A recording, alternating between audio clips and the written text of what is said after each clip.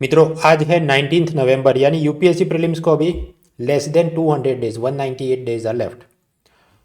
ये अपने daily current affairs video में मैंने आपको बताया था थर्सडे और संडे को मैं छुट्टी रखता हूँ, तो फिर 2 दिन का करंट अफेयर्स उसके बाद वाले दिन में देखेंगे। तो उसी लॉजिक पर 18 नवंबर थर्सडे गुरुवार को क्या हुआ और आज 19 शुक्रवार के न्यूज़पेपर में क्या है एक साथ देखते हैं। तो कल की बात करें थर्सडे, जानने लायक चीज़ों में ASER survey, Jadhav review petition, one nation one legislative platform, ये कुछ बड़े मुद्दे थे। इसमें सबसे पहले असर तो annual status of education report प्रथम नाम का एक एनजीओ ऑर्गेनाइजेशन शुरू करवाया था, पिछले करीब 16 साल से हो रहा है। यूजुअली इनके सर्वे में बात क्या होगी कि 5th स्टैंडर्ड के बच्चे 3rd स्टैंडर्ड की बुक्स नहीं पढ़ पाते, मैथ्स नहीं गिन पाते वगैरह। 2020 में ऐसा सर्वे उन्होंने टेलीफोन से किया क्योंकि कोरोना लॉकडाउन सब था। तो उसमें क्या पता चला, पहले जितने बच्चे एडमिशन लेते उसमें 65% of the students took admission in government school, जो कि कोरोना में बढ़ के हो गया 70%। क्यों? बहुत सारे पेरेंट्स की इनकम कम हो गई तो वो सब प्राइवेट सेक्टर स्कूल की फीस अफोर्ड नहीं कर सकते तो सरकारी स्कूल में भेज रहे हैं। दूसरे सब उसने प्रॉब्लम्स बताए, ई लर्निंग में क्या प्रॉब्लम्स है, डिजिटल डिवाइड, गांव में मोबाइल वगैरह इंटरनेट कनेक्टिविटी प्रॉब्लम्स, और धीरे धीरे ट्यूशन पर निर्भरता बढ़ रही है, increase reliance on tuition because of this corona lockdown. अब समझिए ये जो रिपोर्ट है वो खुद में टॉपिक नहीं है कि उस रिपोर्ट ने क्या कहा, टॉपिक ये है what are the challenges in education, सरकार की क्या योजनाएं हैं वगैरह। तो उस हिसाब से अब इस पर आते रहे 10 कॉलम कि ये देखो डेटा इस स्टेट का उस स्टेट का, वो पढ़ने का फायदा नहीं। What has been done by government, what more could be done by government, वो आपने सोचना चाहिए। फिर इंटरनेशनल रिलेशन डिफेंस में भारतीय नेवी के भूतपूर्व ऑफिसर कुलभूषण यादव, उनको पाकिस्तान ने अपहरण किया और फिर कि आप जासूसी कर रहे हैं और मृत्युदंड दिया। वो पूरा मसला फिर चला था international court of justice, headquarter Netherland के हेग में। अब आईसीजे ने यह कहा कि पाकिस्तान ने कुलभूषण यादव को अपनी जो डेथ सेंटेंस है उसके खिलाफ रिव्यू पिटीशन की पूरी सिस्टम होनी चाहिए, जो वहाँ पर नहीं थी। तो पाकिस्तान ने अब ऐसा किया है कि एक बिल पास किया है जिसमें कुलभूषण जाधव अपनी मृत्युदंड के खिलाफ पाकिस्तान की म्यूनिसिपल कोर्ट में पिटीशन डाल सकें। भारत सरकार को इसमें संतोष नहीं है क्योंकि सोचो, डेथ सेंटेंस के खिलाफ पिटीशन अर्जी डालनी हो, याचिका डालनी हो तो high court supreme court level की कोर्ट में वो डलवानी चाहिए। म्यूनिसिपल कोर्ट में क्या उसके पास इतना पावर या अधिकार क्षेत्र होगा कि वो आगे की बातों को अंडू कर पाए। आगे बढ़ते हैं, पेज 2 पर कुछ खास नहीं, 3, 4, 5 में भी कुछ खास नहीं। Page 6 again international relation, Shivshankar Menon जो कि पहले शायद आईएफएस फॉरेन सर्विस ऑफिसर थे, फिर मनमोहन सिंह सरकार में नेशनल सिक्योरिटी एडवाइज़र थे, उन्होंने क्रिटिसाइज़ किया है कि प्राइम मिनिस्टर मोदी जो बात करते रहते हैं कि यूनाइटेड नेशन की सिक्योरिटी काउंसिल में अमेरिका चीन की वजह जैसे ही हमको भी परमानेंट मेंबरशिप स्थायी सदस्यता मिले, तो वो उसको क्रिटिसाइज़ कर रहे हैं किसी प्रोग्राम में कि मोदी सरकार जो संयुक्त राष्ट्र की सुरक्षा परिषद में स्थायी सदस्यता की मांग कर रही है तो वो सिर्फ लोक लुभावन के लिए है, जबकि उससे गरीब का पेट नहीं भरने वाला। तो आप सोचिए, इसमें कुछ बार इंटरव्यू में ऐसे डेविल्स एडवोकेट बन के पैनलिस्ट आपको सवाल पूछे कि ये मंगलयान, चंद्रयान, ऐसे इसरो ने क्यों प्रोजेक्ट करने हैं, उसमें 100 करोड़ रुपए क्यों खर्च करने हैं, जबकि भारत में लोग गरीब हैं, भूखे मर रहे हैं। या ओलंपिक में क्यों हमने इतना खर्च करना चाहिए, ओलंपिक या कोई गेम्स भारत में क्यों ऑर्गेनाइज करें, या XYZ S-400 air defence system क्यों खरीदनी है, भारत में तो लोग भूखे मर रहे हैं। तो इसका क्या जवाब है? भाई भारत में या किसी भी देश में कुछ लोग तो हमेशा गरीब और भूखे ही रहेंगे, तो उसका मतलब क्या हम अपने स्ट्रेटेजिक और डिप्लोमेटिक एजेंडा को छोड़ दें? अगर हम छोड़ देंगे तो भी पाकिस्तान और चीन तो नहीं छोड़ने वाले, तो ultimately we will be at disadvantage. तो ये कहना कि क्योंकि लोग गरीब हैं इसलिए ये मत करो वो मत करो, दैट डज नॉट हेल्प।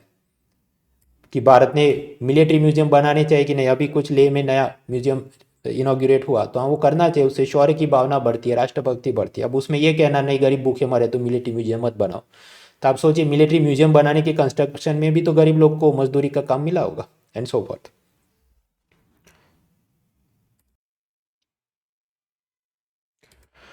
आगे बढ़ते हैं, तो पॉलिटी प्रेशर ग्रुप्स ऐसा मेंस पेपर 2 में मुद्दा है। कुछ दिन पहले याद करो, national security advisor Ajit Doval ने यह कहा था कि सिविल सोसाइटी वो युद्ध का 4th फ्रंटियर या 4th जनरेशन है, क्योंकि ये पाकिस्तान चीन पारंपरिक रूप से ट्रेडिशनल मेथड से टैंक मिसाइल भेज के लड़ाई करे तो उसमें खर्चा ज़्यादा आता है, इसलिए वो सिविल सोसाइटी ग्रुप द्वारा सब ये प्रोटेस्ट करवाते हैं, फार्मर प्रोटेस्ट, सीए प्रोटेस्ट, ऐसी वो कुछ हिंट दे रहे थे। इसके खिलाफ दूसरे एक सोशल एक्टिविस्ट अरुणा रॉय ने कुछ कॉलम लिखी थी। कुल मिलाकर बातें क्या है कि ऐसा मानना कि सिटीजन ने कुछ प्रोटेस्ट ही नहीं करना चाहिए या सिविल सोसाइटी नाम की चीज़ ही नहीं होनी चाहिए, ये भी मानना गलत है। और दूसरा कि जो लोग भी सरकार की नीतियों की निंदा करें तो ये मानना गलत कि वो सब राष्ट्रद्रोही हैं। However at the same time we need to keep in mind कि जो भी हो रहा है वो within the constitutional domain non violence तरीके से किया जाए। अब ऐसी एक और एथिक्स विजिलेंटिज्म में जनरल बिपिन रावत ने एक टीवी प्रोग्राम में ऐसा कहा कि जम्मू कश्मीर के कुछ लोग बोल रहे हैं कि अगर उनको आतंकवादी देखेगा तो वो उसको खुद मार देंगे, भीड़ द्वारा वध करना, लिंचिंग करेंगे। और ये एक पॉजिटिव साइन है, ये एक सकारात्मक सब विकास हो रहा है वहाँ पर कि अगर आपके इलाके में कोई आतंकवादी है तो भीड़ ने जमा होकर उसे क्यों नहीं मार देना चाहिए। तो इस पर सोचने के विषय क्या है। पहला कि भीड़ द्वारा वध करना यानी मॉब लिंचिंग वो गलत है। विजिलेंटिज्म कानून को हाथ में लेके खुद करना वो गलत है, क्योंकि आतंकवादी को मारना मिटाना वो सब किसका काम है, पुलिस का, सिक्योरिटी फोर्सेस का। अगर ये जिम्मेदारी भीड़ पर सौंपी जाए तो भीड़ तो कोई सही जजमेंट ले, ज़रूरी नहीं है कोई व्हाट्सएप पे फेक न्यूज़ फैला दे, देखो ये जा रहा है, ऐसा दिखता है, इसको पकड़ के मार दो, तो बेकसूर भी मारे जाए डर रहते हैं। So it should not be encouraged. फिर पेज 9 पर सब अलग अलग कॉलम थे। एक तो वही सब फेसबुक का रोना धोना जारी है कि कैसे वो हेट स्पीच को कंट्रोल नहीं कर पा रहा है। प्रॉमिस ऑफ न्यू क्वाड, एक तो क्वाड है अमेरिका, इंडिया, ऑस्ट्रेलिया, जापान, एक नया बन जाए कि जिसमें इंडिया, अमेरिका, इजराइल और यूएई हो कि आपस में सब टेक्नोलॉजी शेयरिंग, जैसे रोबोटिक सोलर क्लीनिंग टेक्नोलॉजी, सौर ऊर्जा से रोबोट चार्ज हो जाए और वही स्वच्छ भारत करे, ऐसा सब इजराइल में तो हो रहा है तो भारत में करना चाहिए। कुछ आपने पढ़ने चाहिए ऐसे कॉलम ताकि वोकेबलरी डेवलप हो। फिर पेज 10 पर कुछ समाचार थे जनरल नॉलेज के, लेकिन उसको हम एथिक्स में डाल देते हैं। एक महिला चित्रकार थी फ्रीडा कालो, मेक्सिको से, और उसकी एक पेंटिंग को मिलियंस ऑफ डॉलर्स में नीलामी हुई उसकी। तो वो जनरल नॉलेज, खैर वो तो नॉन आईएएस एग्जाम में, हमको आईएएस एग्जाम में क्या रिफ्लेक्ट करना है। वो ऐसा कि इसको पोलियो था, फिर भी इसकी पेंटिंग इतनी करोड़ों में बिकती है। अमेरिका के एक प्रेसिडेंट थे फ्रैंकलिन डी रूजवेल्ट, उनको भी पैर में तकलीफ थी, कुछ बोलते हैं पोलियो था, कुछ बोलते हैं नहीं अलग किस्म का पैरालिसिस था, वो सब मेडिकल हम पढ़ने नहीं बैठेंगे। The point is world war 2 के दौरान उन्होंने भी अमेरिका को लीड किया था। तो ये दिखाता है कि physically handicap persons are also capable of achieving greatness in life. अपाहिज लोग भी महानता हासिल कर सकते हैं, महानता हासिल नहीं कर सकते ऐसा नहीं है। तो इसका उपयोग क्या है। अब एथिक्स में कुछ बार ऐसा कुछ केस स्टडी पूछा जाए, you have a friend and he is feeling demotivated and, तो फिर आप ये सब अच्छा ये हो सकता है, I will try to inspire him like this वगैरह। प्लेसेस इन न्यूज़ में अलग अलग 10 जगह पर ट्राइबल म्यूजियम सरकार द्वारा बनाए जाएंगे। वो कौन कौन सी जगह हैं मैंने लिखी, आराम से पढ़ लेना। ये मेरा टेलीग्राम चैनल मुनाल ORG, वहाँ पर ये टेक्स्ट मिल जाएगी। और ऐसे अलग अलग हफ्ते का बहुत ज़्यादा माल जमा हो तो मैं एक एक्सेल फाइल में अपनी वेबसाइट munal.org/current में भी डाल देता हूँ। एनवायरमेंट बायोडाइवर्सिटी में राजस्थान में ऊंट हत्या प्रतिबंधन कानून है, क्योंकि उनकी पॉपुलेशन कम हो रही है और मांस के लिए उनको मारा जा रहा है। तो कानून में प्रॉब्लम्स ये आ रही है कि अगर कोई सेलर, जैसे राजस्थान में पुष्कर मेला होता है, वहाँ पर लोग ये सब जानवर को बेचते हैं, तो अगर राजस्थान का व्यक्ति किसी और राज्य में अपना ऊँट बेच रहा है तो उसने डिस्ट्रिक्ट कलेक्टर से सर्टिफिकेट लेकर आना होगा कि हाँ ये सेल इज़ ऑथोराइज, और फिर वो जा रहा है वहाँ पर और उसका स्लॉटर, हत्या नहीं होने वाली है। लेकिन ये सब परमिशन लेने में ही 6 महीने निकल जाते हैं, जिसके चलते उतने में ऊँट और बूढ़ा हो जाए तो उसकी वैल्यू कम हो जाए। So it is creating problems. तो वहाँ की रायका और अब रबारी समुदाय उसकी विरोध कर रहे हैं कि this is not helping. Similar problems are there in the cattle. सामान्य रूप से कई बार किसान अपने गाय भैंस मवेशी बूढ़े हो जाए तो उसको स्लॉटर हाउस में बेच दे और उससे जो पैसा है उससे नया जानवर खरीदते हो, लेकिन ये अलग अलग जो कानून बनते हैं उनसे उनको भी दिक्कत आती है, ऐसा एक बार इकोनॉमिक सर्वे ने लिखा था। आगे बढ़ते हैं पेज 12 पॉलिटी में, one nation one legislative platform. वो बात ऐसी है कि एक ऑनलाइन पोर्टल बने जहाँ पर सभी ये member of parliament, member of state legislative assembly, उन्होंने जितना भी संसद में विधानसभा में भाषण दिया हो, अलग अलग बिल ड्राफ्ट वगैरह बनाए गए हों, अलग अलग कमेटियों के जो रिपोर्ट आए हो, वो सारा एक जगह ऑनलाइन पोर्टल में हो। इससे फ़ायदा क्या हो, जब भविष्य में एमपी एमएलए ने कोई नया अपना स्पीच तैयार करना है, लोकसभा विधानसभा में अपनी बातें रखनी है, तो वो उसमें से रिसर्च करके कॉपी, ये ऐसा हुआ था, इस पर मुझे ये कहना है, he can use it for future debate. तो एक प्रकार से समझिए विकीपीडिया बन जाए इन सब का। उसी तरह जो रिसर्च कर रहा है पीएचडी स्कॉलर हिस्टोरियन, वो भी उस सब से रेफरेंस कर सके। तो ये ऑब्जेक्टिव होगा, one nation one legislative platform.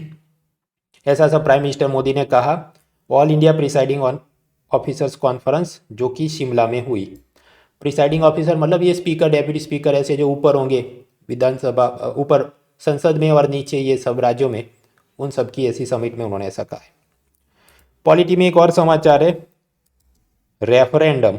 Referendum का मतलब होता है जनमत संग्रह, कि जहाँ पर politician, minister, president, prime minister खुद से डिसीजन न लेते हुए जनता से वोटिंग करवाए कि हमको ऐसा करना चाहिए कि नहीं। जैसे ब्रिटेन में वोटिंग हुआ कि हमने यूरोपियन यूनियन से एग्जिट होना चाहिए कि नहीं, तो ब्रेग्जिट का रेफरेंडम।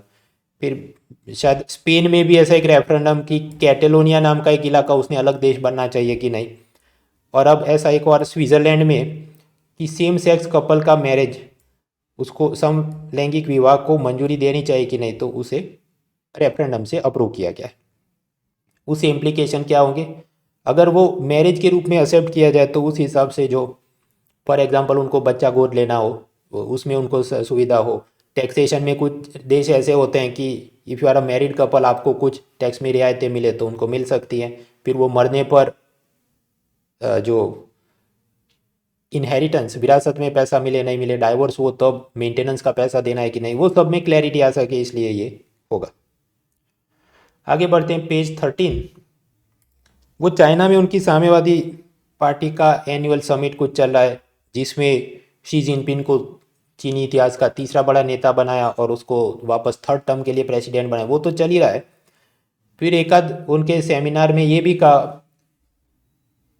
कि चीन में साम्यवादी पक्ष का सेना के ऊपर कुछ समय तक प्रत्यक्ष नेतृत्व, डायरेक्ट लीडरशिप नहीं थी, जिससे कि अपनी मिलिट्री वीक हुई थी, उसको वापस ठीक करेंगे। बस ऐसी बात है कि वहाँ पर elected government, political party, military, IAS, ये सब अलग अलग नहीं होता, इधर से उधर, उधर से इधर सब घूमते रहते हैं। तो वो जो भी लीडरशिप होनी चाहिए वो कमज़ोर थी या बराबर नहीं हो पाया, ऐसा वो बोल रहे हैं। हम इस पर पीएचडी करने नहीं बैठेंगे, सिवाय के पॉलिटिकल साइंस आपका ऑप्शनल सब्जेक्ट हो, तो फिर आपने वो सोच विचार करना चाहिए कि अच्छा जो पार्टी है वही सिविल सर्विस, मिलिट्री सर्विस, उसकी लीडरशिप को डायरेक्ट प्रोवाइड करे, उससे क्या सब आयाम और असर होते हैं, then you can reflect. Environment pollution में एक मुद्दा है circular economy, right to repair. वैसी बात है, सपोज आईफोन, तो वो वैसे तो सालों साल चल सकता है, लेकिन कई बार आरोप लगता है कि एप्पल जानबूझकर पुराने आईफोन की ऑपरेटिंग सिस्टम को स्लो डाउन कर देती है, बैटरी को स्लो डाउन कर देती है, ताकि आप पर प्रेशर बने कि आप नया खरीदे। उसी तरह जो पुराने फ़ोन होते हैं उसके स्पेयर पार्ट रिपेयर आराम से हो नहीं पाता, क्योंकि उसके स्पेयर पार्ट मिलते नहीं। तब एप्पल ने कहा है कि हम अलग अलग प्राइवेट सेक्टर के रिपेयर शॉप को भी स्पेयर पार्ट, टूल्स, पुर्जे सब मुहैया कराएंगे, ताकि वो ये लैपटॉप, आईफोन वगैरह को रिपेयर कर सके। ताकि फ़ायदा क्या होगा, it will prolong the life cycle of a product, कि एक फ़ोन जो मान लीजिए 2 साल 3 साल की जगह 5-7 साल तक चलते रहे, तो इलेक्ट्रॉनिक वेस्ट कम होगा। आगे बढ़ते हैं, पेज 14। सेबी ने इन्वेस्टर्स चार्टर रिलीज किया। चार्टर मतलब अधिकार पत्र, जैसे सिटीजन चार्टर होता है कि डिपार्टमेंट ऑफ पोस्ट इश्यू करे, तो उसमें सब लिखा होगा स्पीड पोस्ट इतने दिन में पहुंचा देंगे, नहीं पहुंचाता ये अपना कंप्लेन नंबर है। सिमिलरली इन्वेस्टर्स के क्या राइट्स हैं, उसे कहाँ पर शिकायत करनी चाहिए, वो सब दिया है। वो हम पढ़ेंगे आराम से, कब, मेरी अगले साल Win22 free economy update series में देख लेंगे। फिर एक शो रील नाम का ऐप बना है, जिससे आप अपना जॉब एप्लीकेशन भेज सकते हैं। हॉटमेल फाउंडर सबीर भाटिया ने ये किया। आईएएस एग्जाम के लिए काम का नहीं, लेकिन कुछ बैंकिंग एग्जाम में कंप्यूटर अवेयरनेस के नाम पर कुछ बार उनको एक आध दो अतरंगी प्रश्न आ जाए तो पता होना चाहिए। फिर स्पोर्ट्स में गांगुली आईसीसी की क्रिकेट कमेटी के चेयरमैन बने, पर्सन इन न्यूज़, वो भी mainly for non IAS exam. उसके बाद हम बढ़ते हैं कि 19 फ्राइडे के न्यूज़पेपर में मुझे काम की चीज़ें क्या लगी, मतलब आज के न्यूज़पेपर। वैसे आज सबसे बड़ी न्यूज़ क्या है कि 3 किसान कानूनों को मोदी सरकार ने हटा दिया है और किसानों को कहा आप आंदोलन वापस लीजिए। लेकिन वो आज के न्यूज़पेपर में नहीं, क्योंकि वो तो छपने के बाद अभी आया, तो it will come in tomorrow's newspaper, और फिर आप सोच सकते हैं अगले 10 दिन तक वही चलेगा, तो तब हम देखेंगे। आज के न्यूज़पेपर में तो है कि पेटीएम आईपीओ का फियास्को हुआ, one nation one legislative platform जो हमने ऑलरेडी पढ़ लिया, रेरा रेट्रोस्पेक्टिवली लागू हो, शेल गैस एथिक्स में ये पुलिस सेक्सुअल वायलेंस रेसिज्म सब चल रहा है। सबसे पहले पेज 1 पर पेटीएम फियास्को। पेटीएम कंपनी आप जानते हैं, इसकी पेरेंट कंपनी का नाम है 197 कम्युनिकेशन, फाउंडर विजय शेखर शर्मा, और फिर चीन जापान के कुछ और इन्वेस्टर हैं। ये सब general knowledge non IAS exam में याद रखना है। मित्रों, सामान्य रूप से कोई भी कंपनी जो बनती है, इसमें क्या सारा प्रॉब्लम था वो तो मैंने लंबी चौड़ी कहानी लिखी है, पूरे का पूरा मैंने हिंदी भी नहीं बनाया, क्योंकि उसमें जो समझ के मुख्य परीक्षा में लिखना वो तो 1-2 लाइन में होगा। पेटीएम का आईपीओ फियास्को कैसे हुआ, एग्जामाइन क्रिटिकली इन 250 वर्ड्स, ऐसा कोई डेली आंसर राइटिंग चैलेंज दे रहा है तो वो उपयोगी नहीं है। कुल मिलाकर बात क्या है समझने के लिए, कोई भी कंपनी बनती है तो शुरू में वो प्राइवेट सेक्टर माफ कीजिए प्राइवेट लिमिटेड कंपनी के रूप में रजिस्टर करते हैं, यानी कि उसमें कुछ सपोज 200 पीपल कैन इन्वेस्ट। फिर उसकी इच्छा हो कि मुझे लाखों करोड़ों लोगों से पैसा उठाना है, तो वो उसका रजिस्ट्रेशन चेंज करेंगे, वो पब्लिक लिमिटेड कंपनी बन जाएंगे, और फिर वो बाज़ार में इनिशियल पब्लिक ऑफर इशू करेंगे, जहाँ पर वो शेयर्स इशू करेंगे, मेरे आपके जैसे लोग उसमें इन्वेस्ट करें और उसको और ज़्यादा कैपिटल बने, जिसकी मदद से कंपनी को और ज़्यादा एक्सपांड किया जाए। ये सब हुआ इन्फोसिस से लेकर सभी कंपनियों में। कुछ दिन पहले जोमेटो ने भी ऐसा किया, उसको भी पैसा मिला वगैरह। अब ये सब चलता है, इसमें क्या गलत हो रहा है? एक होता है स्टैग इन्वेस्टर। स्टैग मतलब नर हिरन।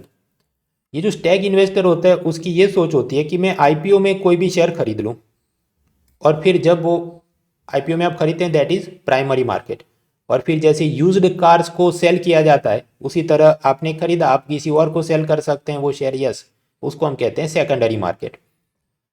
तो वो सब ये सोचते हैं कि मैं ये ब्रांड न्यू पेटीएम का शेयर खरीद लूँ, और जिस दिन ये वापस सेकेंडरी मार्केट में बिकने को आएगा मैं अपने सारे शेयर बेच दूंगा, क्योंकि ऐसा करने पर कई बार 80 to 100% आपको प्रॉफिट मिले। 100 रुपये का आप खरीदो और वो 180 रुपये में, 200 रुपये में सेकेंडरी मार्केट में बिकना शुरू हो जाए।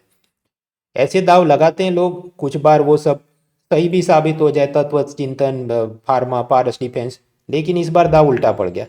वो ऐसे कि इन सब लोगों ने प्राइमरी मार्केट में आईपीओ में एप्लीकेशन डाली, तो पेटीएम के फाउंडर्स ने इनको शेयर्स बेचे 2150 में, और फिर जो सेकेंडरी मार्केट में कल लिस्टिंग हुआ, मतलब बेचने को ये आया, तो उसका प्राइस 25% गिर गया। तो ये जो स्टैग इन्वेस्टर ने पैसा डाला होगा, सोचो उसको 25% नुकसान हो गया। तो ऐसा क्यों हुआ होगा, उसके सब कारण थोड़ी बहुत समझ होनी चाहिए, खासकर इंटरव्यू या मीन्स में कुछ रिफ्लेक्ट करना हो। एक तो वैसे भी इकोनॉमी में स्लो डाउन चल रहा है, उसके कुछ कारण मैंने आपको बताए थे, कैसे अमेरिका में फेड टेपरिंग और ब्याज दर के चलते विदेशी निवेशक इधर से भाग जाएंगे। दूसरा इन्फ्लेशन यानी महंगाई भी बढ़ रही है, जिसके चलते सबको लगता है कि ये खासकर ये सब car companies, FMCG, bread biscuit type की कंपनीज वो अच्छा प्रॉफिट नहीं कर पाएंगी, तो शेयर मार्केट में वो सब अपना पैसा निकालना शुरू करें इन्वेस्टर, तो मार्केट स्लो रहता है, तो कुछ नया भी आप इशू करवाओ, लोग कम खरीदे। दूसरा कारण, पेटीएम शेयर का वैल्यूएशन कुछ ज़रूरत से ज़्यादा ऊंचा था। अब वैल्यूएशन क्या होता है, price to earning ratio, price to book ratio, वो सब हम समझने नहीं बैठेंगे, क्योंकि यूपीएससी के अंदर ये सेबी शेयर मार्केट में इतना डिटेल में पूछते नहीं। तो मुझे आपको अगर आसान भाषा में समझाना हो तो कुछ मैं ऐसा एग्जाम्पल दूँ। एचडीएफसी बैंक का नाम सुना होगा, जो कि पुराना बैंक है, फेमस बैंक है, बहुत बड़ा उसके पास सब बिजनेस है, कस्टमर है, क्लाइंट्स है, और वो सबको लोन भी दे सकता है, और उसके शेयर का प्राइस क्या चलता है, अराउंड 1500 रुपीज़। ये एक बात हुई।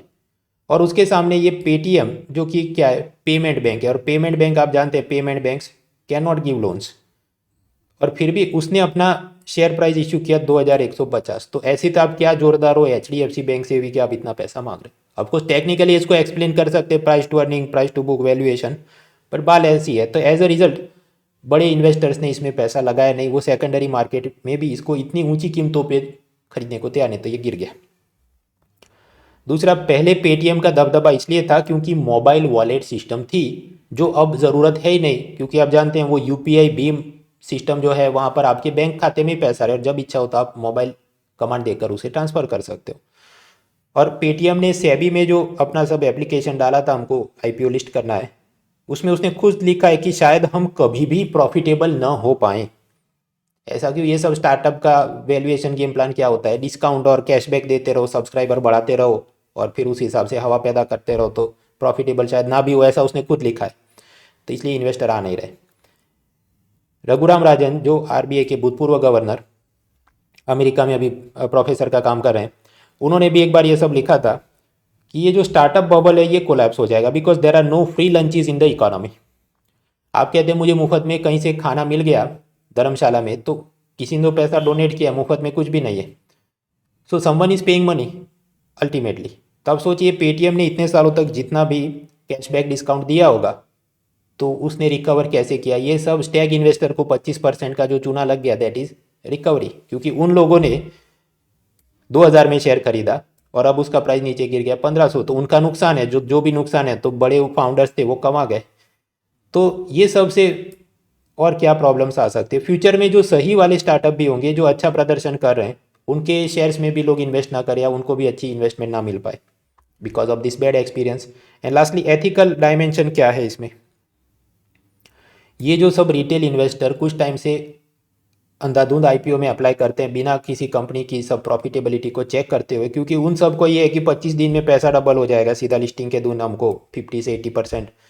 तो वो सब उनकी एक्सेस ग्रीड के चलते अब नुकसान भी हो तो उन्होंने भी अपने एथिकल फ्रेमवर्क को सोचना चाहिए कि आप क्या सोचकर इसमें जुआ लगा रहे थे, क्योंकि ये रैशनल इन्वेस्टमेंट तो बोल नहीं सकते क्योंकि प्रॉफिटेबल तो कंपनी है नहीं। आगे बढ़ते हैं, पेज 6, एथिक्स केस स्टडी सूरत। सूरत में डायमंड मिल्स, टेक्सटाइल मिल्स बहुत हैं।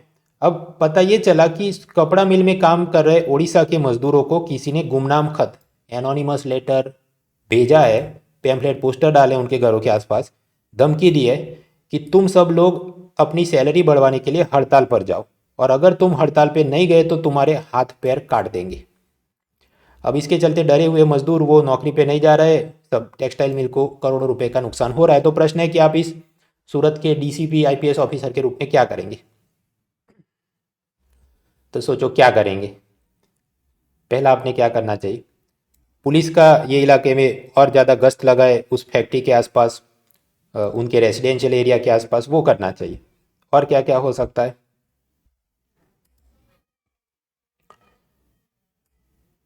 ढूंढा जाए कि ये किसने और कैसे करवाया। अब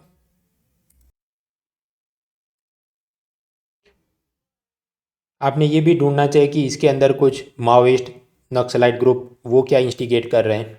और ये जो लेटर्स लेके गए उसमें ये कि मजदूर के हाथ काट देंगे, जबकि सैलरी तो देने की काम बिजनेसमैन है, उसके हाथ काटेंगे ऐसा उसने नहीं लिखा है। तो क्या असल में ये सब माओइस्ट वालों का काम है या कुछ राइवल बिजनेस ग्रुप वाले करा रहे हैं, वो सब आप इन्वेस्टिगेट करेंगे।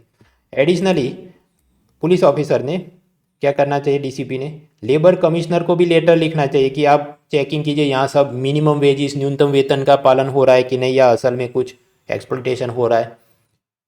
And ethical point of view से भी आप सोचिए कि वर्कर्स को they have legal right to strike, कानूनन उनको हड़ताल पे जाने का हक है, सिवाय कि वो सरकारी नौकरी में हो या असेंशियल पब्लिक यूटिलिटी जैसे इलेक्ट्रिसिटी कंपनी, टेलीकॉम कंपनी वगैरह। तो वो जा तो सकते हैं हड़ताल पे, लेकिन हड़ताल कैसी होनी चाहिए? नॉन वायलेंट, पीसफुल होनी चाहिए। गांधी जी ने भी अहमदाबाद मिल में हड़ताल करवाई थी, बट पीसफुल नॉन वायलेंट तरीका। इधर कि कोई जाएगा हड़ताल पे, नहीं जाएगा तो हाथ पैर काट देंगे, तो ये तो क्रिमिनल तो है ही और अनएथिकल भी है वगैरह। पेज 8 एंड 9 पर ढेर सारे कॉलम है। अब ये सब कॉलम में आप पढ़ सकते हैं to improve your vocabulary, thought process. America और चाइना की जो वीडियो कॉन्फ्रेंस हो रही है, असर रिपोर्ट जिसका जिस्ट मैंने आपको बताया, क्रिप्टो करेंसी अलाउ करे तो उससे क्या डेंजर, पहले भी हम कई बार पढ़ें। फिर वो सीबीआई और एनफोर्समेंट डायरेक्टरेट के चीफ का कार्यकाल बढ़ाया जाए, उसका ऑर्डिनेंस, उस पर विरोध। फिर ये नायका नाम की जो फैशन ब्यूटी प्रोडक्ट के आईपीओ था, तो महिलाएं अब ज़्यादा वो मेकअप इस्तेमाल कर रही है और वो सब फेमिनिज्म टाइप की सब कॉलम है। फिर मणिपुर में आसाम राइफल पर जो अटैक हुआ उस पर कॉलम। एनसीईआरटी ने एक मैनुअल बनाया था कि उसमें ये ट्रांसजेंडर विद्यार्थी, उनको स्कूल में दिक्कत नहीं हो इसके लिए टीचर्स ने क्या करना चाहिए, ऐसा मैनुअल बनाया था।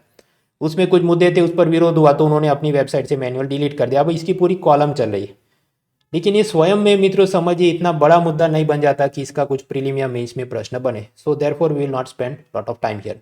वो ट्रांसजेंडर प्रोटेक्शन के लिए जो कानून बना, उनकी काउंसिल बनी, वो सब चीज़ हमको पता होनी चाहिए। हर छोटी चीज़ में फिर आप जाएंगे तो थक जाएंगे, सिलेबस कंप्लीट नहीं हो पाएगा।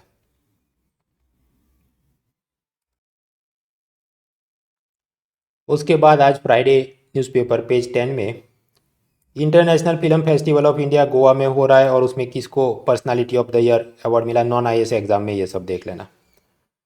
फिर पुलिसिंग का एक सर्वे हुआ, आईपीएफ स्मार्ट पुलिसिंग इंडेक्स 2021। वैसे ये कुछ नॉन गवर्नमेंट ऑर्गेनाइजेशन ने किया है तो बहुत ज़्यादा काम का नहीं, जैसे ह्यूमन डेवलपमेंट इंडेक्स या ग्लोबल इनोवेशन या कंपटीशन इंडेक्स हो। उसमें पाया ये गया कि यूपी बिहार में लोगों को पुलिस में विश्वास कम है। आंध्र प्रदेश तेलंगाना के लोगों ने सर्वे में ज़्यादा हाई स्कोर दिया। वो सब है। वैसे आप सोचने बैठे तो does it automatically mean that everything is well and good in Andhra Pradesh Telangana? गौर करने का विषय ये भी है कि वहाँ पर कुछ बार जो गैंगरेप के मामले होते हैं उसके बाद पुलिस आरोपियों का एनकाउंटर कर देती है। कुछ ये सब ह्यूमन राइट्स वाले बोलते हैं वो सब असल में फेक एनकाउंटर होते हैं। हालांकि जो पॉपुलर कल्चर है उसमें पुलिस को हीरो दिखाया जाए कि देखो कितना तुरंत एक दिन में खेल ख़त्म कर दिया। तो क्या ऐसे परसेप्शन के चलते पॉजिटिव रिपोर्ट मिलती जाए? सिर्फ क्या जनता का सर्वे हमें सही आंकड़ा दिखा सकता है या कुछ और भी चीज़ें देखनी चाहिए कि वो नेशनल क्राइम रिकॉर्ड के हिसाब से कहाँ पर कितना क्राइम है, कितना कन्विक्शन है, लाइक दैट। खैर, तो ये था एक सर्वे। फिर एथिक्स में एक और, पुलिस ऑफिसर वैल्यूज़। मुंबई के पुलिस कमिश्नर परमवीर सिंह, तो वो आईपीएस ऑफिसर होंगे, अभी भगोड़े घोषित हो गए। He has become an absconder. क्यों? क्योंकि वो एक्सटॉर्शन केस में उनका सब नाम आया है। वो सीधा सुप्रीम कोर्ट में ये बोले मेरे को एडवांस में बेल दे दो, मुझे गिरफ्तार मत करो। तो सुप्रीम कोर्ट ने नाराज़गी जताई है कि जो ऑफिसर होता है उसको इंडियन कॉन्स्टिट्यूशन, इंडियन जुडिशरी में विश्वास होना चाहिए। तो कोर्ट में रूबरू आके आप बात रखो अपनी। वो भगोड़े हैं, मतलब वो भारत में अमेरिका भाग गए, नो बडी नोज। तो पहले तो हाजिरी देनी चाहिए, और वो भी आईपीएस ऑफिसर, तो वो क्या क्रिमिनल ऐसे क्यों भाग रहा है? और दूसरा, honesty and integrity also required for police commissioner. अब वो खुद ही भगोड़ा हो जाए तो सोचो कि वो स्टेट में, वो सिटी में पुलिस पॉलिटिशियन माफिया का नेक्सस कितना होगा।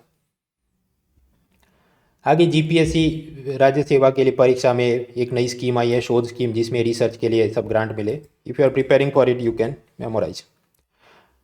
फिर budget taxation fiscal challenges. Supreme Court ने एक ऐसा आदेश दिया है कि कोरोना में जो लोग मर गए उनकी फैमिली को 50,000 रुपीज़ दिए जाए, और उसमें कोरोना से जो व्यक्ति मरे उनके नज़दीकी परिजनों को 50,000 रुपये देने का जजमेंट है। अब उसके लिए मृत्यु प्रमाण पत्र, डेथ सर्टिफिकेट में ऐसा लिखा हुआ जरूरी नहीं है कि कोरोना से आदमी मरा था। हो सकता है उसको रेस्पिरेटरी प्रॉब्लम, हार्ट अटैक, कुछ और भी हो, but corona related complications could be there. तो कोरोना से मौत ऐसा डेथ सर्टिफिकेट में लिखा होना जरूरी नहीं है, फिर भी उनकी फैमिली को 50-50 हज़ार रुपये देने, ऐसा सुप्रीम कोर्ट का एक आदेश है। अब गुजरात सरकार ने ये किया कि उसका सीधा पालन नहीं किया, सीधा सबको 50,000 नहीं देंगे। उसके लिए एक समिति बनाई गई है कि जहाँ पर ये सब विक्टिम अप्लाई करे, ये लोग सब फैक्ट फाइंडिंग करेंगे, देन 50,000 रुपये कुड बी रिलीज्ड। तो सुप्रीम कोर्ट ने इस पर नाराज़गी जताई है कि हमने ऐसा नहीं किया था, तो क्यों आप एक एक्स्ट्रा स्टेप करके ये सब चेक करवा रहे हो। तो इसमें मतलब सोचने के मुद्दे क्या है? Points to reflect. सीधा सबको 50,000 रुपये दे दिए जाएँ तो कितना सारा खर्च आए। स्टेट गवर्नमेंट के पास इतना पैसा नहीं है। खासकर आप सोचिए गुजरात और बिहार, जहाँ पर देर इज़ लिकर बैन, शराबबंदी है, तो स्टेट एक्साइज, स्टेट वैट में जो अल्कोहलिक सेल से मिलता है पैसा वो नहीं आता। दूसरा, हम पाते हैं आजकल सभी स्टेट्स में इंडस्ट्रियल डेवलपमेंट के नाम पर उद्योगपतियों को काफ़ी रियायतें दी जाती है कि आपको 100 हेक्टर ज़मीन दे देंगे सिर्फ ₹1 पर 99 ईयर्स के लिए, वहाँ पर आप फैक्ट्री लगाओ, रिन्यूएबल एनर्जी का प्रोजेक्ट करो। ये सब अलग अलग स्टेट में हो रहा है। लेकिन आप सोचिए जब ऐसा हो कि सरकारी ज़मीन ₹1-1 में दे दी जाए, तो फिर जो प्रॉपर्टी टैक्स, लैंड रेवेन्यू वगैरह में भी रियायतें मिली हो, तो सरकार को वैसे भी पैसा कमा रहा है, and therefore they are enable to handle this type of crisis. तो वे फॉरवर्ड क्या हो सकता है? वे फॉरवर्ड में ये हो सकता है कि भारत में इंश्योरेंस डेंसिटी, इंश्योरेंस पेनिट्रेशन, मतलब हर एक आदमी खुद का बीमा खुद से ले ले, उस सब चीज़ों को मदद की जाए, सब्सिडाइज किया जाए।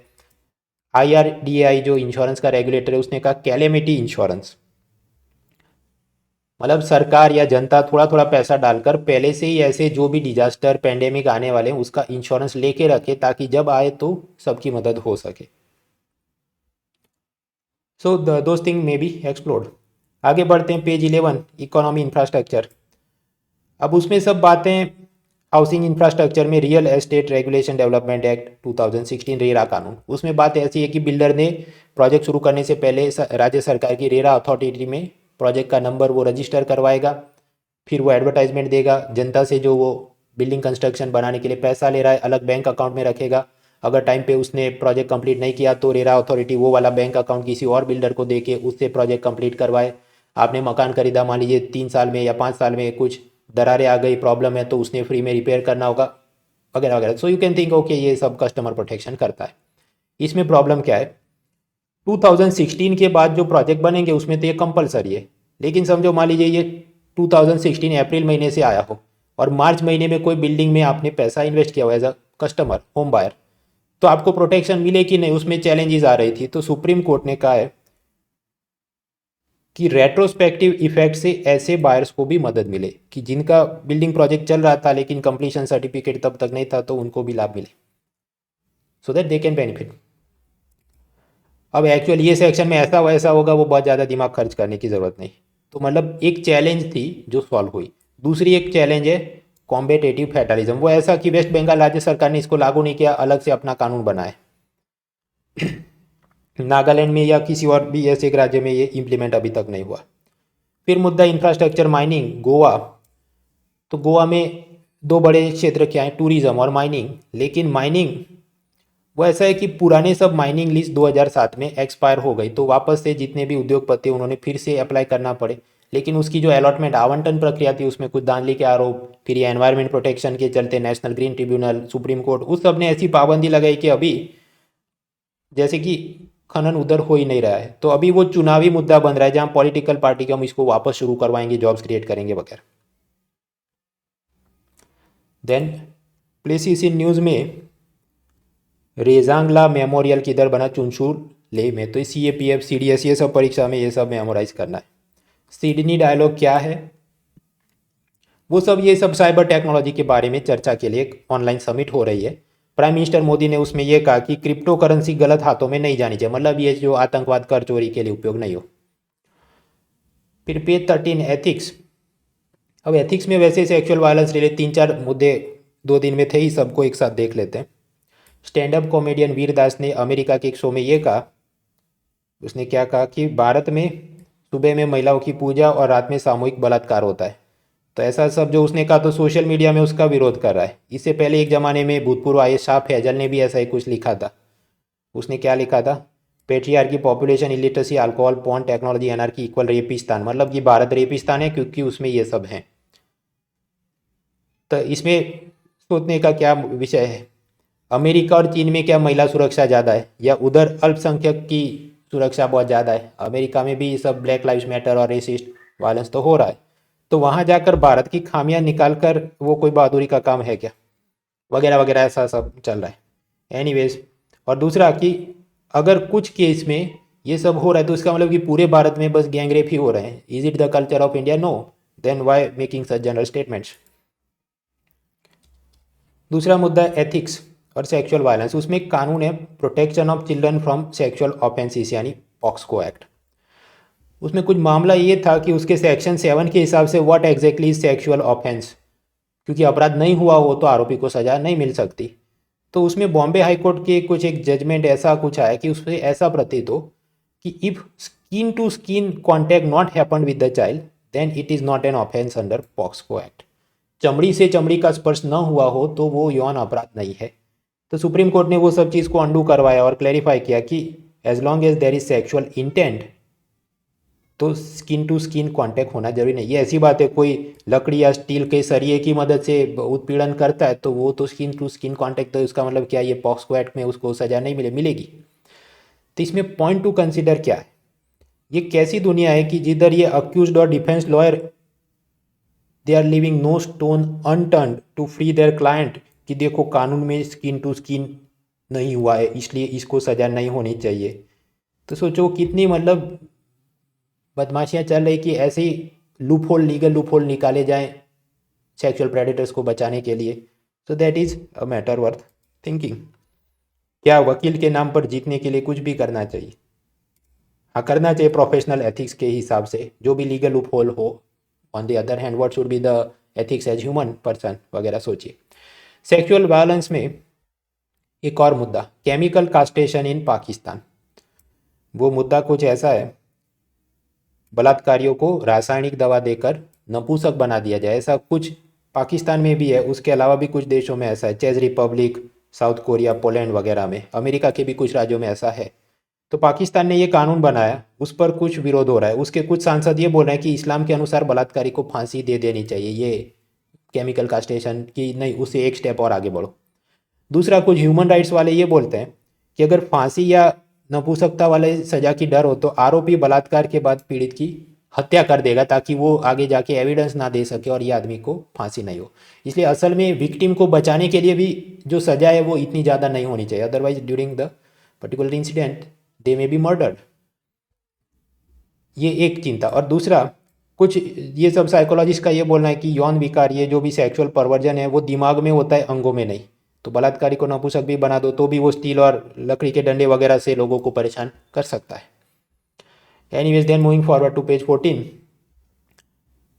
आरबीआई ने एक जयंत कुमार दास वर्किंग ग्रुप बनाया था। वो बात ऐसी है कि आजकल ऐसे सब एंड्रॉयड गूगल ऐप अनऑथोराइज तरीके से बनते हैं कि जहाँ पर कुछ ये जो लोन माफिया, लोन शार्क, साहूकार टाइप के लोग हैं, वो लोगों को लोन देते हैं बाय सच ऑनलाइन एप्स, और फिर उसको परेशान करते हैं, और इतना परेशान करें कि आदमी को सुसाइड करना पड़े। तो ये सब जो डिजिटल लैंडिंग हो रहा है वेबसाइट ऐप वगैरह के द्वारा, उसमें क्या किया जाए? तो ये जयंत कुमार दास ने सजेस्ट किया एक अलग से कानून भी बने इसका, और अलग से एक रेगुलेटरी बॉडी भी बने, और ये जो पैसा दिया जाता है लोन में, it must be transferred from lender to borrower in the bank. कुछ बार ये एंड्रॉयड ऐप में ऐसे खेल करे कि आप पैसे के लिए अप्लाई करें और वो आदमी आपको घर पे कैश दे कर जाए। अब उसने 1 लाख दिया, 2 लाख दिया, वो तो कुछ भी बोल सकता है बाद में आपको मारपीट के वसूलने के लिए। लेकिन अगर bank transfer, then you have proper proof when you go to police की बराबर 1 लाख आया था और मैंने इतना रीपे किया वगैरह। खैर, उसमें और हमको दिमाग अभी लगाने की ज़रूरत नहीं है। But if you are preparing for this RBI exam वगैरह, तो पता होना चाहिए आपको कि जयंत कुमार दास का ऑब्जेक्टिव क्या था, ये वाला था। इंफ्रास्ट्रक्चर एनर्जी में शेल ऑयल, जिसको टाइट ऑयल भी कहते हैं, तो वो क्रूड ऑयल से अलग कैसे है? क्रूड ऑयल का डिपॉजिट तो ढेर सारा हो, आप तुरंत उसको पाइप से खींच सके। शेल ऑयल ऐसा होता है कि इधर उधर थोड़ा थोड़ा अलग अलग फ्रैक्चर क्रैक में ज़मीन में बिखरा होता है। तो आपने उसको निकालना हो तो क्या करना पड़े? Hydraulic fracking. वो ऐसा है कि आप ज़मीन में पूरा पाइप डालेंगे और फिर उसमें पानी, गुआर गम, अकेशिया, ऐसे सब चीज़ों का रासायनिक द्रव्य डाला जाएगा। उससे प्रेशर से आप पानी डालोगे, दूसरी तरफ होल बनाया होगा, उधर से ये सारी गैस ऊपर आ जाएगी। तो इस तरह एक्सट्रैक्शन होता है। इसमें प्रॉब्लम क्या है? भारत में भी राजस्थान के बाड़मेर हिल, कैम्बे बेसिन इन गुजरात, कृष्णा गोदावरी आंध्र प्रदेश रीजन में ऐसा है। लेकिन भारत की कंपनियां बोलती है साइज़ के हिसाब से इतना जोरदार नहीं कि हम उसमें करें तो अपने को प्रॉफिट हो। On the other end some people believe कि नहीं, वो तो अच्छी डिपॉजिट है और आपके पास टेक्नोलॉजी नहीं है। टेक्नोलॉजी वैसे ला कैसे सकते हैं? रिलायंस कंपनी मुकेश अंबानी वाली, वो अमेरिका में ये सब अमेरिकन शेल गैस एक्सप्लोरेशन कर रही थी। लेकिन शेल गैस में एक प्रॉब्लम ये है, अगर क्रूड ऑयल सस्ता हो जाए तो जो बड़े बिजनेस इंडस्ट्रीज़ हैं वो शेल गैस नहीं खरीदेंगे कि क्रूड ऑयल सस्ता है, उसी से काम कर लेंगे एनर्जी रिक्वायरमेंट। तो इसके चलते शेल गैस के प्राइजेस अच्छे नहीं चल रहे थे, तो मुकेश अंबानी ने वो कंपनी से एग्जिट कर लिया अमेरिका से। तो इसमें मतलब अगर वो वहाँ काम करते तो उसको वो सब टेक्नोलॉजी एक्सपीरियंस मिलता, जिसकी मदद से भारत में ये सब हो पाता, जो नहीं हो पा रहा है। लेकिन अब ये फॉरेन कंपनीज लाइक केन वगैरह वो एक्सप्लोर कर रही हैं। Fit and proper person rule. Fit and proper का मतलब क्या है?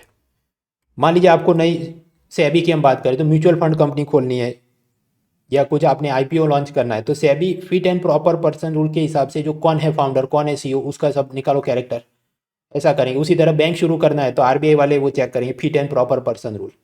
तो आपकी फाइनेंशियल हिस्ट्री क्या थी, कोई क्रिमिनल रिकॉर्ड है कि नहीं, आपके सब यार रिश्तेदार वगैरह, they will check the things, related person, associated party, family, investment, tax का कोई चोरी का मामला है। अब उसके नियम है तो कभी सख्त करेंगे, कभी उसमें और सख्ती करेंगे। तो वो क्या नियम है हम पढ़ने नहीं बैठेंगे। पेज 15 पर नोवी कापड़िया जो फुटबॉल जर्नलिस्ट है उनका देहांत हुआ। पेज 16 पर स्पोर्ट्स में रेसिज्म, ये कोई ब्रिटेन के क्रिकेट क्लब का एक भूतपूर्व खिलाड़ी अजीम रफ़ीक, तो वो पहले ये बोलना लगा कि मेरे खिलाफ वंशीय भेदभाव हुआ है, रेसिस्ट प्रेजुडाइज, कि जहाँ पर ये सब गोरे खिलाड़ी मेरे को एलिफेंट वॉशर काफिर ऐसा सब बोल के चिढ़ाते थे वगैरह। तो उसमें क्रिटिक्स ने इसी अजीम रफ़ीक की 10 साल पुरानी कुछ ट्विटर फेसबुक पोस्ट निकाली, जहाँ पर ये रफ़ीक ने खुद भी एंटी जू यहूदियों के खिलाफ वंशीय टिप्पणियाँ की थी, anti semantic comments were made by him. तो अभी वो वापस माफ़ी मांगता फिर रहा है। तो इसमें हमको एथिक्स में समझना क्या है, समझना ये है कि खुद जो बोल रहा है कि मैं पाकिस्तानी और मेरे साथ वंशीय भेदभाव हो रहा है, लेकिन उसने 10 साल पहले खुद भी तो यहूदियों के खिलाफ ऐसा ही सब टिप्पणियाँ की थी। यानी एथिकल पॉइंट ऑफ व्यू से जो खुद को पीड़ित बताते, those who are claiming to be victims, तो उन्होंने भूतकाल में अपना भी आचरण सोचना चाहिए। आप खुद क्या दूसरों से इज्जत से पेश आते थे, जो खुद इज्जत आपको मिले ऐसी आप अपेक्षा रखते हैं। और फिर एक और भी चीज़ जो याद करो, ब्रिटिश क्रिकेटर था ओली रॉबिन्सन, उसने भी 10 साल पहले कुछ ऐसे ट्वीट किए थे रेसिस्ट सेक्सिस्ट, और फिर उसको क्रिकेट टीम से ड्रॉप कर दिया। उसके बाद उनके वो प्राइम मिनिस्टर ने बोला ये कुछ ज़रूरत से ज़्यादा वोकिज्म चल रहा है। तो क्या इधर भी अब 10 साल पहले इसने जो बोला था इसको ड्रॉप करेंगे या नहीं? Anyways, so those were the matters for today. See you next time.